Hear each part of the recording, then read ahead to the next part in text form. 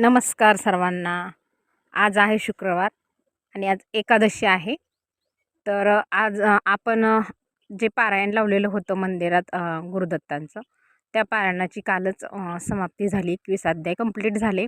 मग आज परत नवीन पारायण सुरू करायचं. आजचा मुहूर्त पण खूप छान आहे. आपली एकादशीची पारायणाची सुरुवात पण होत आहे आणि गुरुवारी पारायण आपलं संपलेलं आहे. काल मी गोड शिरा प्रसादासाठी केलेला होता.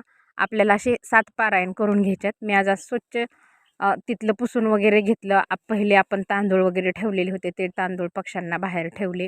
नंतर कलश छान असा घासून घेतला. कलशावरती स्वस्तिक हे काढून घेतलं. खाली थोडं तांदूळ, हळदी, कुंकू ठेवून त्याच्यावरती सुपारी, कलश मांडला आणि कलशाला छान असे पानं लावलेले आहेत कडेने आणि वस्त्र पण घातलेलं आहे आपण कलशाला. नंतर थोडंसं तांदूळ खाली टाकून फोटोची पूजा करून घेतली. फोटोला पण चंदनाचा गंध लावलेला आहे आणि साईडला चिक्कूची पानं लावती. जरा पानं लावल्यानंतर आपली पूजा थोडी छान दिसते.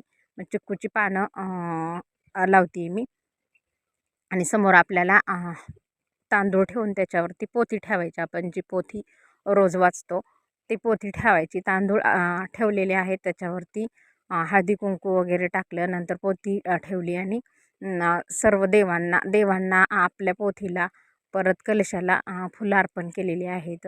आपल्याकडे जास्वंदीची फुलं, परत पिवळ्या कलरची आणि चाफ्याची भरपूर अशी फुलं असतात. ती फुलं पण अर्पण केली. अगरबत्ती वगैरे लावून घेते मी आणि त्याचबरोबर मी साईडला पण आपला जो छत्रपती शिवाजी महाराजांचा फोटो मांडलेला आहे, त्या फोटोची मी पहिलीच पूजा करून घेतलेली होती. आणि आज एकादशी असल्यामुळं मी देवीची पण पाणी वगैरे घालून पूजा केलेली आहे. देवीचा पण मी व्हिडिओ दाखवणार आहे, पण आज ही थोडा लाँग व्हिडिओ मी कशी पोथीची पूजा वगैरे मांडती ते दाखवलेलं आहे. देवीची पण छान अशी पूजा झालेली आहे. पूर्ण पूजा आपली करून झालेली आहे. प्रसाद म्हणून मी एक चिक्कू ठेवलेला आहे. अशी पूजा झाली पूर्ण कंप्लीट. छान दिसती आणि आपण पोथी वगैरे वाचत असलो की आपल्या घरात मांसाहार पूर्ण बंद होतो आणि आपलं घर पूर्ण प्रसन्न वाटतं. मी तर देवीची पूजा केली आहे. आम्हाला एवढं प्रसन्न वाटलं. देवीची पूजा झाली, आज पोथीची पूजा झाली आणि खूप खूप प्रसन्न वाटत आहे. तुम्हाला पाहून कसं वाटतं ते नक्की सांगा.